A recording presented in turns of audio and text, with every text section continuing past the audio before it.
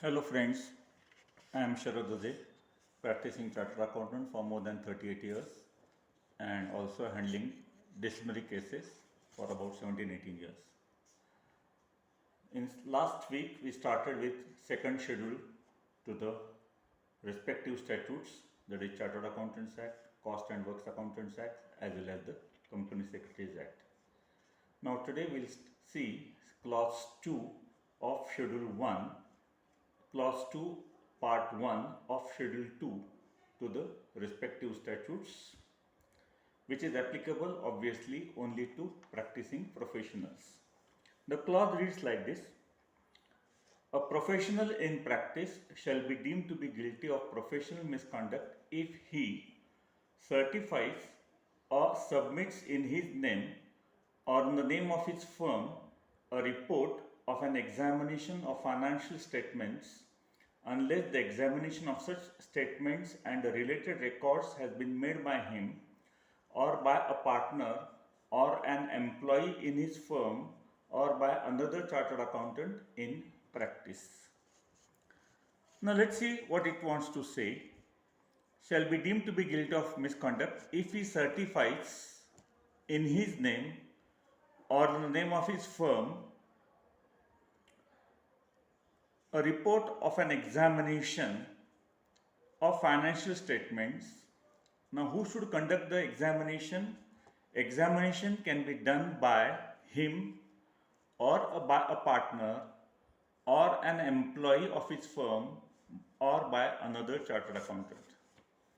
So, if a professional certifies or issues a report in his name, now before issuing the report or before certifying any fact, the work should be done by the professional himself who is going to sign the certificate or report, or by another partner of the firm if it is issued in the name of the firm, or by an employee of the firm or other chartered accountant. Let's see all the four situations.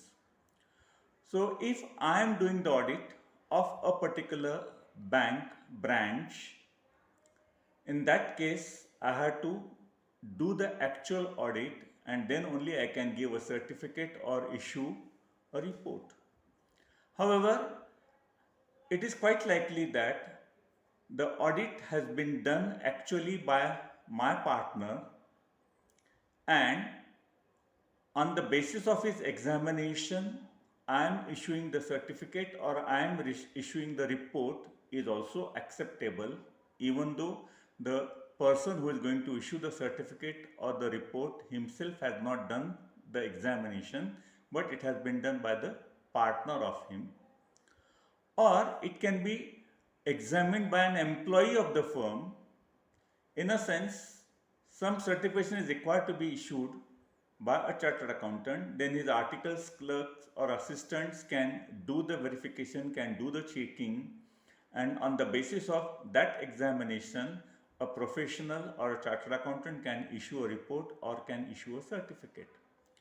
If the employees would not have been there at all, then it is just impossible for any chartered accountant, or for that matter any professional, to work on the assignment, because as normally we consider about 80 to 90% groundwork is done by the assistants, and on the basis of remaining 10% work is related to finalization, what we call it, and compliance with statutory requirements as well as accounting, auditing requirements, accounting standards, etc. Then we issue the certificate.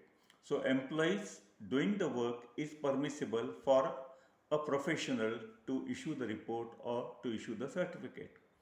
Or it also covers specifically what it says, or by another chartered accountant in practice. If another chartered accountant in practice has done the work, then I can make use of that work for the purpose of issuing my report or a certificate.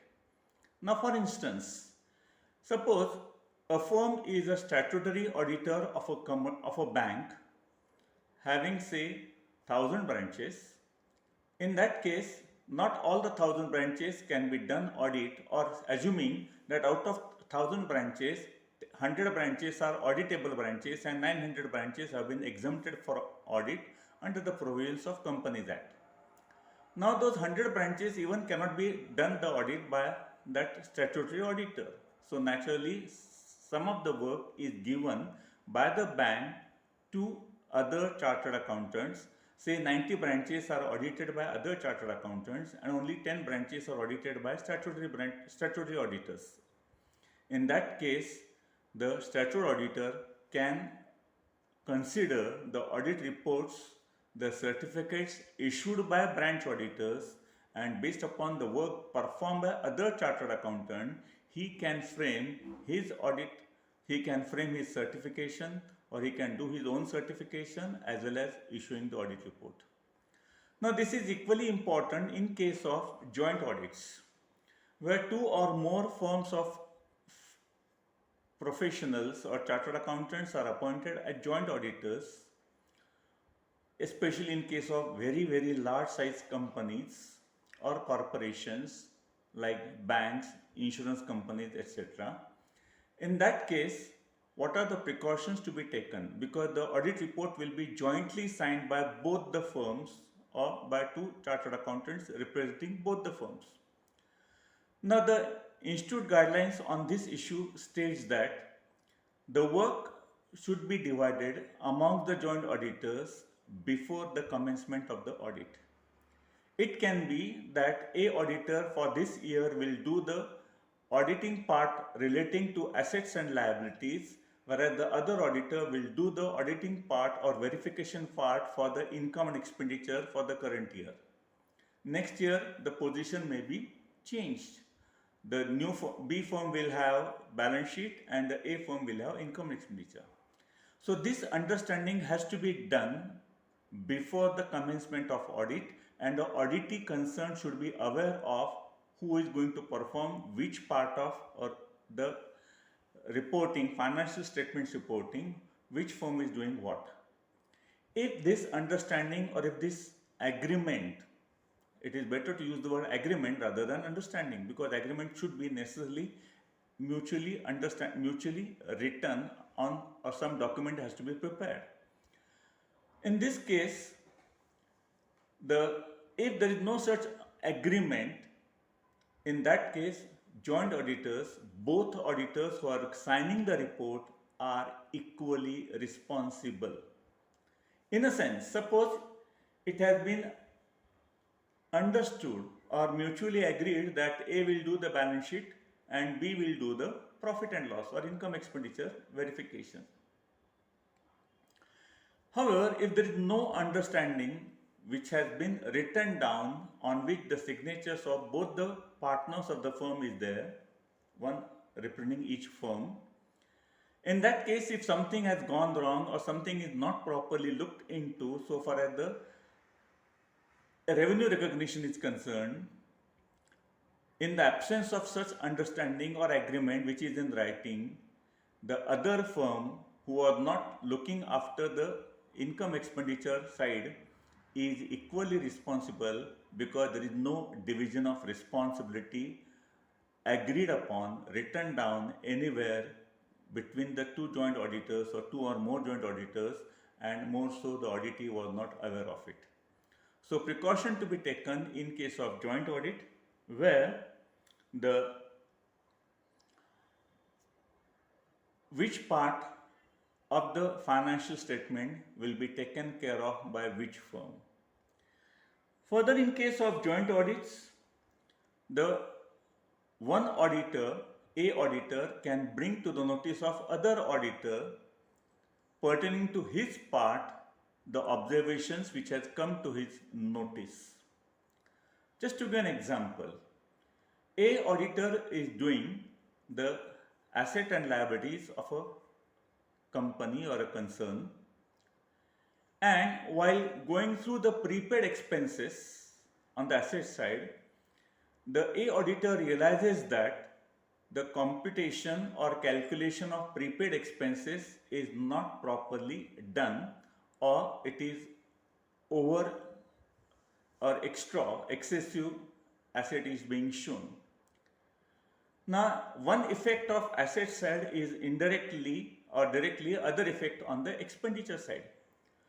So, as against correct figure of 1 lakh rupees, if the concern has shown prepaid expenses of 1 lakh 10,000, impliedly to the extent of 10,000, expenses are shown less, impliedly the profit is shown more to that extent. So this fact which has come to the notice of a auditor who was looking after only the balance sheet must necessarily inform the other auditor who is looking after the profit and loss account, profit and loss items of income and expenditure. So he can take care of while calculating a particular expenditure, and accordingly it needs to be reported or the figure needs to be corrected by the management. In spite of this clear division of work, both the auditors are jointly and severally responsible for a. Non-adherence to the accounting standards, auditing standards and other guidance notes issued by the respective institutes. That means a auditor cannot say that this guidance note of revenue recognition is to be taken care of by B auditor, so something goes wrong, then B is responsible.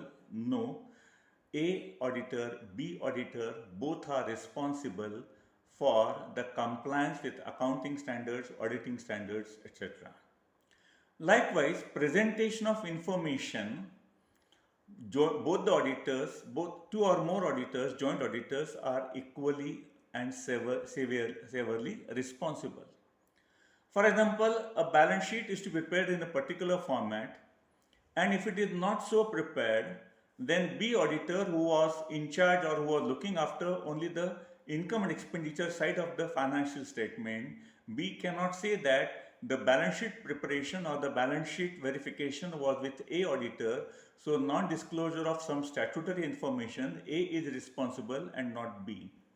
So far as two things, statutory requirement as to disclosure, and number two, adherence to accounting and auditing standards, both joint auditors, both or two or more joint auditors are equally responsible for the misconduct, for the negligence and consequential misconduct, in spite of specific division of work amongst the two.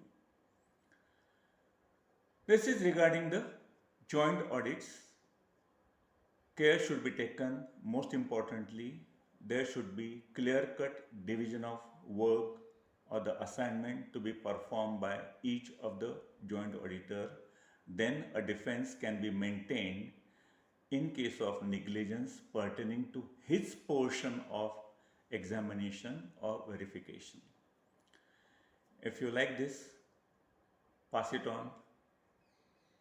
If you like the video, like it, subscribe it and pass it on to your friends who are concerned with the professional ethics and management of the respective profession, namely chartered accountant, cost accountant and company secretaries.